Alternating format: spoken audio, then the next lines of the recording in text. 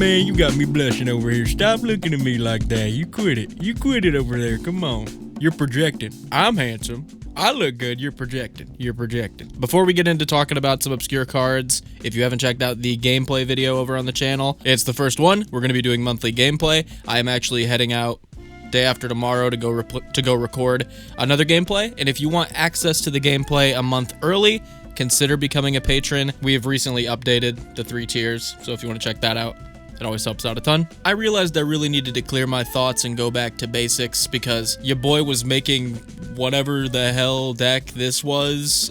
No, it didn't work and it's taken apart. Thank you for asking. While binge watching nostalgia-pilled SpongeBob YouTubers, I was in a weird spot the last couple days, but we're back on that track now. So let's talk about some obscure, powerful cards in Magic. Make sure to like, comment, subscribe. Let's get into it. The first card I want to talk about comes from a Patreon suggestion from Aaron Allard, who recommends us taking a look at Forbidding Spirit, who is 1/2 white for a 3/3. When Forbidding Spirit enters the battlefield until your next turn, creatures can't attack you or a planeswalker you control unless their controller pays 2 for each of those creatures. Aaron goes on to say, when it ETBs, it creates a ghostly prison effect until your next turn, so even when it dies, you'll still have it static. It's absolutely hilarious in a flicker deck because you can just stack the effects, so in theory, if you continuously flicker him, an opponent could have to pay 10 per creature to attack you. So, like you said, if you're in a blink deck, like let's say Rune of the Hidden Realm, this is definitely a good target because you'll consistently have a ghostly prison effect on your side of the board. You're more than likely going to have a ghostly prison or a propaganda type effect in play already, making it pretty much impossible for anyone to feel good and actually go through with swinging at you. I could see this being underplayed due to Stonehorn Dignitary, because you can just blink Stonehorn over and over and literally skip over combat completely, but Stonehorn has an extremely high CMC, which makes it a lot more difficult to work with. All in all though, if you're in a blink style deck that also leans kind of into Pillow Fort sub-themes, I think Forbidding Spirit is a fantastic pickup. Shouts out to Aaron for suggesting it. And let's move on to Herkles Recall, which absolutely astonishes me as under 10k decks.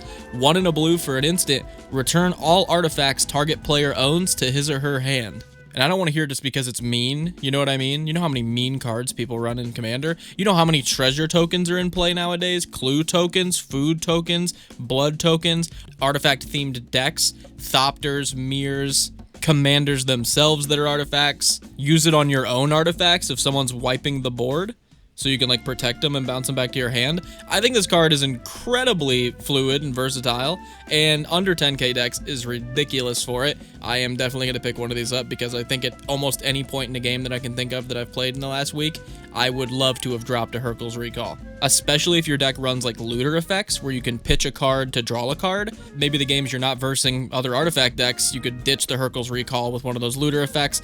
All in all though, like I think Herkles Recall is a fantastic toolbox piece, so if you're leaning more towards a toolbox deck or maybe just a toolbox style of play as a player, I think Herkles Recall is a good piece to put in there. I know it sees some play in some other formats. I think Commander should also be one of those formats. Moving on to Mutilith Vortex Beast, who is 4, a blue and a red for a 6/6 trample. When it enters the battlefield, flip a coin for each opponent you have. For each flip you win, draw a card. For each flip you lose, deal 3 damage to that player. So in a bubble, this reads pretty, yeah, it's okay. If you're in like a mid power level play group, you got a 6/6 for 6 trample, might do damage, might draw you cards. Yeah, that seems pretty decent. I think this is actually really good in like a Jeskai Blink deck where you've got like Cloud Shifts, Ephemerates, Planner Incisions, so that you can keep blinking this guy and getting just constant draw cards or pings on opponents. I think this is an extremely powerful blink target, actually. Displacer Kitten. Boom. Every time you play a non-creature, yeah, sorry, we're to flip some coins. Not to even mention if you are in the coin flipping deck where you have access to stuff like Krark's Thumb, where you can just rig every coin flip. I think this gets pretty good. A weird coin flip blink deck. Yeah, I think some of you weird guys out there would like that. But there was so much cool stuff in Warhammer that it doesn't shock me that there's still stuff that's under 10k decks that's pretty strong. Moving on to another pretty straightforward card that shocks me that it's under 10k decks. Shenanigans is 1 in a red for a sorcery. Destroy target artifact. Dredge 1. So it's essentially just a shatter at sorcery speed, but with Dredge, you can replace your draw with returning shenanigans to your hand and milling a card. So if you're in a deck that cares about filling your grave, like my Karum deck, while also needing some removal, shenanigans is repeatable artifact removal. Again, if you're against an artifact deck at the table, shenanigans, let it go to grave, draw a card, dredge instead, return shenanigans, shenanigans again. Pretty potent artifact removal while also being able to fill the grave. Like, honestly, just that's about all there is to say about it. It's really solid. Moving on to the realm of more annoying than solid. Not that it's not solid, but oh, it's incredibly annoying. Tangle is 1 and a green for an instant. Prevent all combat damage that will be dealt this turn, and attacking creatures don't untap during their controller's next untap step. Yeah, I'm gonna go ahead and not only play Fog, but I'm gonna have a Sleep stapled onto it for 2 mana. Is that what we're doing now? Yeah, that's what we're doing. Stick this under an Isochron Scepter. Good night. Incredible card. Get this over 10k immediately. Another one that I really like is Foot Bottom Feast, being 2 and a black for an instant. Put any number of target creature cards from your graveyard on top of your library, which is a pretty good going rate. 3 mana, instant speed. Just stack all your best stuff on top of your library that's in grave, and it also lets you draw a card. So you could just grab one thing and then get it to your hand, grab a few things, get one of them into your hand immediately. It's an instant, so you're dropping this probably at the end of someone's turn, so you're probably going to get 2 of those things you got into your hand. So there's some little value you can get with this, but it's really the any number that's pretty crazy. You can pair this with Sir Conrad to ping opponents for a ton late game. If you're in a play group where games go really long, you can do this to pretty much just reset the top of your deck if you were to use something like Elixir of Immortality, whereas Foot Bottom Feast just puts it on top and you know what you're drawing. Interacts pretty good with stuff like the infamous Cruel Claw because you're setting the top of your deck. Also stuff like Hidden Zugu. I could see this working pretty well with that. Solid card. The instant is really carrying here, but it's an instant and it's really good at instant speed. Glyph Elemental is one that I came across while I was deck brewing the other night. Couldn't sleep, ended up staying up till like 4 in the morning brewing a deck. It's the little snippet I showed you at the beginning of this video. The deck didn't work. I did find some cool cards. Glyph Elemental being one of them. 1 and a white for a 2/2, Bestow for 1 and a white. Landfall, when a land enters the battlefield under your control, put a 1/1 counter on Glyph Elemental. Enchant creature gets 1/1 for each 1/1 counter on Glyph Elemental. So you can either play this as a turn 2 bear that will just scale throughout the entire game, or just wait to play a creature, bestow it onto that creature, and then that creature scales, and if someone handles that creature and removes it, this will just fall off and become a creature again. I think every stat on it is pushed to be as good as it possibly can be. 2 mana 2/2, bestow for 2, landfall giving a counter instead of just a 1/1. Pair that with like the Ozolith, so even if they deal with the creature and then this falls off and they deal with this, the counters still go to the Ozolith. I think there's a lot of ways to make this card really durable in a counter-based deck and be a source of like a lot of the counter output in that deck. Let's move on to Overabundance. Overabundance is 1, a red and a green for an enchantment. Whenever a player taps a land for mana, that player adds 1 additional mana to his or her mana pool of the same type, and Overabundance deals 1 damage to them. Yeah, so it's a mana doubler for everyone. So everybody gets mana doubled for 3 mana. Would I personally run this? No, I'm scared I would get absolutely wiped by another deck at the table. But if you're in like a goad deck, where you're not going to be swung at a lot or attacked a lot, or like a Pillow Fort deck. I say goad because it's green-red, so more than likely goad, where you're running stuff like Disrupt Decorum, where nothing's going to be coming at you. I actually like this card. You're running stuff like Bedlam, so no one can block, and then Overabundance, so everybody can flood the board. Yeah, I actually like that. All the while, Overabundance is just pinging people for tapping mana. I love it. Drop a Descent into Avernus alongside that. You've got a crazy, like, group slug goad deck going on. I actually really like this in a build like that. While everyone else is running it in, like, big mana good stuff decks like Zakama or Yurlok, I really do think it would thrive in like a goad list where you're not going to be targeted and you can let everyone else just flood the board with creatures with all the big mana that they have now. Moving on to Riverturn Monument. This is insane. This card's actually very good. I think it could be a win con in a lot of people's decks. I'm probably going to try it out in Taval to see how it plays as a win con in there. For 1 and a blue, as an artifact, we can pay 1 and tap it. Any number of target players each mill 2 cards, which is great because we have a ton of reanimating cards like Reanimate, Animate Dead, so if we're hitting any creatures with that on opponents or with us, we can reanimate them. But it also has Exhaust, pay 2 and 2 blue, tap it. Any number of target players each mill cards equal to the number of cards in their graveyard, and you can only use an Exhaust ability once a turn. So this is actually pretty nuts. I don't know about you, but in Commander, everyone's grave gets 20, 30 cards incredibly quickly. So being able to just pay 4 mana and be like, oh, everyone put another 30, and then the turn after that be like, hey, I'm taking every one of you guys out with mill if you can't handle riverturn monument because it's been out for 3 turns. Extremely strong form of mill. Like I said, straight up win con on this thing. Art is gorgeous. Win con, 2-drop, fills graveyards. Honestly, there's not much that I don't like about this card. Thermopod is coming up next for 4 and a red, being a 4/3. You can pay a snow-covered land to give it haste until end of turn, but that's not what we care about. You can also sacrifice a creature to add 1 red to your mana pool. So if you're in like a mono red deck, maybe red paired with another color deck that's like a token list, this is pretty good. I mean, we all know how good Ashnod's Altar is. We all know how good Phyrexian Altar is. If you're in a deck that can just utilize the red mana specifically, this will feel very similar to both of those. Your Krenko Mob Boss deck, yeah, you can turn all your goblins into red mana now. That's pretty good. What about your Atla Palani deck, where you're just making a bunch of eggs waiting to crack them? Why don't you crack them into red mana? And then get big creatures as well. That seems really good. I think we talked about Thermopod back when I was doing daily card highlights, but I feel like it's been long enough, and I also wasn't 100% sure, so here it is. Remember how we were saying Warhammer had so much cool stuff that it was impossible to get it all over 10k? Yeah, Convergence of Dominion is another example of that. 3 for an artifact. As long as you control your commander, activated abilities of cards in your graveyard cost 2 less to activate. This effect can't reduce the mana in that ability's activation cost to less than 1 mana. Pay 3, tap it, mill 3 cards. Yeah, so if you have your commander, those flashback cards, those cost 2 less to flashback now. Those embalm cards, those cost 2 less to embalm. The escape cards, 2 less to escape. So if you're in any kind of deck that is the main theme, this is incredibly useful. And on top of all that, it says, hey, let me go ahead and mill 3 cards for you. So you can just essentially, if you're in one of those decks, be drawing 3 cards because you can now cast those from your graveyard for 2 less. They have flashback, or they have escape, or they have whatever your deck's based around. And you've got an incredibly potent just utility artifact that's in play. You got an Arami of the Dead Tide deck, giving your stuff in your graveyard encore for its mana cost. Yeah, those encores all cost 2 less. And we could go on all day with graveyard abilities. Like, you got Scavenge, you've got Unearth. With the new Tarkir set, we've got Harmonize. There's tons of good stuff that Convergence of Dominion can synergize with.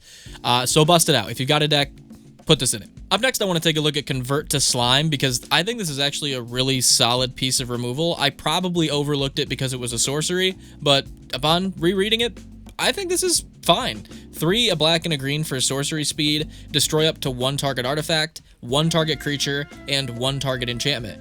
That's right, it says and, it doesn't say or, so you're blowing up 3 things for 5 mana. That's a pretty good going rate, and 3 very diverse things. Then if there are 4 or more card types in your graveyard, create an XX green ooze creature token where X is the total mana value of permanents destroyed this way. This could easily be 10 plus a lot of the time it's being played, and you're spending 5 mana to remove 3 things and get 10 plus power on board. Not to even mention if you're in a token deck that's running some of the token doublers, like let's say Doubling Season, then you're getting 2 of those XX oozes. Or if you're in a deck that cares about big beefy creatures coming into play like Zayatora, so you can fling it at the opponent's face and make 3 treasures, this is a great piece of removal to put in a deck like that. The odds of this not hitting at least 2 things that you want and giving you a token that is a good enough size that you feel pretty damn good having it on your side of the board is about as high of a chance as you have not hearing back from me when you message me. It's pretty high. All in all, I really like this card, so I think we should give it a shot. So moving on to Konda's Banner. This is my favorite card of the list. I think the art is absolutely like incredible. Might take the spot for my favorite Magic art. Honor the Pure has had that spot for the longest time. This might have done it. And then, after being completely hypnotized by the art for a good 10-15 minutes, I looked down and read the card. It's a really good card. For 2 mana, we get an equipment that equips for 2. Love me a cheap equip cost. It can only be attached to a legendary creature. Creatures that share a color with the equipped creature get +1/+1. Creatures that share a creature type with the equipped creature get +1/+1. Yeah, put this in Krenko. It's just, hey, what's up? My Krenko's giving all my goblins +2/+2 because they're goblins and they're red. Honestly, any tribal deck. Alayla? Yeah, put this in a Layla. You're making a fairy for playing it. You equipped it to a Layla. All your fairies are now getting +2/+2. Again, for essentially 2 mana. I know you're paying 4 to get the attachment. Honestly, even at 4 mana, giving it +2/+2 is really good. Pick one up, dude. This is awesome. Speaking of awesome, let's talk about Savor the Moment. For 1 and 2 blue, we have a sorcery speed. Take an extra turn after this one. Skip the untap step of that turn. If we're just trying to get like upkeep triggers, end step triggers, any kind of triggers again, this is fantastic because that'll give you all of those for 3 mana. It really doesn't matter if you untap. So if you're just trying to milk triggered abilities, 3 mana to pretty much get all your triggered abilities that are like at the beginning of your end step, at the beginning of your upkeep, at the beginning of your main phase. That's a really good going rate. On top of all of this though, we haven't even brought up Planeswalkers. Planeswalkers don't care about untapping, so they're just going to get a whole nother use for 3 mana. So if you're in a Super Friends deck, Savor the Moment is incredibly good because you're just getting a whole nother rotation of Planeswalker usage for 3 mana. This is very much a me style card. I like this a lot. My brain's already thinking, how would this work in Taval? What would this be good interaction with? I just really, really do like this card a lot. I think it could be utilized far more than 8,000 decks. Are you kidding me? So let's get on it, boys. Chap chap. Get this in some of your list. Let's move on to Contractual Safeguard. Contractual Safeguard is another one that I think was a part of my daily card highlights. I'm not 100% sure. Also, again, I think it's been long enough and it's good enough. Let's talk about it again. For 2 and a white at instant speed, if you cast a spell during your main phase, put a shield counter on a creature you control. Choose a kind of counter on a creature you control. Put a kind of that counter on each other creature you control. So 2 and a white to put a shield counter on all your creatures is actually nuts. You know how annoying that is? We all know how annoying Ward is. Like, Ward 1 by itself is enough to pretty much protect a creature. It's like, I don't want to pay the 1 extra mana. Do you want to pay the 1 extra spell to try to destroy this thing, but then have the shield counter fall off and then try to destroy it again?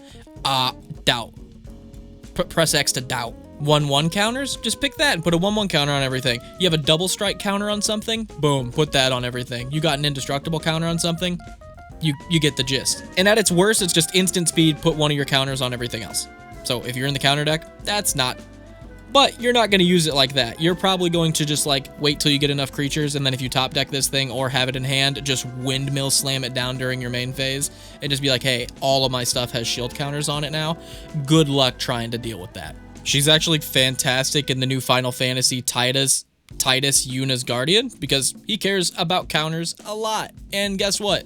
This is dishing them out to everybody. Fantastic card, just under 10,000 decks. Let's get it over. Moving on to Reap. This one's really interesting. I'm not gonna lie. I don't know how powerful it is. Seeing that Commander is a 4-player format, I think this does have some potential to be played. For 1 and a green at instant speed, return any number of target cards in your graveyard to your hand. You cannot choose more cards than the number of black permanents target opponent controls. So what are the odds there's going to be a black deck at the table? I would say pretty freaking high. Like, I would say black is easily either the most or the second most played color in the format. You're probably going to see 1, if not 2, if not 3 black decks. A lot of tables will just have 4 decks with black in it. It's not unlikely that you'll be paying 2 mana with Reap to get a whole grip of cards back from your graveyard to your hand. And that's not even to mention some of the cooler interactions with stuff like Rendmaw Creaking Nest, who gives each opponent a 2/2 black bird. That means each opponent has a black creature now, so then you can Reap right off the bat after playing Rendmaw to get 3 cards back from your graveyard. That's just assuming there's not another black deck at the table. It's really good. Same kind of idea, you could run this enhanced Slayer Zealot because he's dishing out 2/2 zombies to your opponents, and yeah, guess what? That's going to make our Reap get us back way more cards. So you've got those 2 commander choices if you're wanting to run Reap specifically, but if your playgroup's got a lot of black in it, honestly, throw a Reap in there, dude. Even if not, I'm curious to see how often Reap is useful, like out in the wild when you're playing with like random pods. Because I feel like odds are there's going to be multiple black decks at the table, and odds are this is going to be a regrowth on steroids at instant speed. So give it a shot. Moving on to Afar's Dispersal. This is a super straightforward one that I just think is good, and I want to talk about it because I'm probably going to put it in my Taval deck. For 2 and a blue, we get an instant. This spell costs 2 less to cast if it's targeting an attacking creature, return target creature to its owner's hand, and then surveil 2. Honestly, I don't mind this. Like, it's just unsummon because you're only going to be bouncing something if it's attacking you pretty much most of the time anyway, and I kind of like that politically because you can choose to use this for 3 to just bounce something and use it as removal. But if you want to get that sweet, sweet value, this can be a 1-drop instant speed, bounce a creature back to someone's hand, which is just unsummon, but then surveil 2 stapled onto it. If unsummon was 1 blue, bounce a creature to someone's hand, surveil 2, I would run that in all of my decks that have blue in it because I love graveyard decks, and that would just be a staple in all those decks. And seeing as this is in 8,000 decks, I think a lot of people agree with me that this is actually a really powerful effect. Give it a shot. If you're in a graveyard theme, I think take out one of your removal pieces for this. Try her out. Moving on to Aether Flash. This one's really interesting. I don't know how extremely powerful it is. I think it's pretty good though. Like, seeing how many small utility creatures there are. Well, let's read the card first. For 2 and 2 red, we get an enchantment. Whenever a creature comes into play, Aether Flash deals 2 damage to it.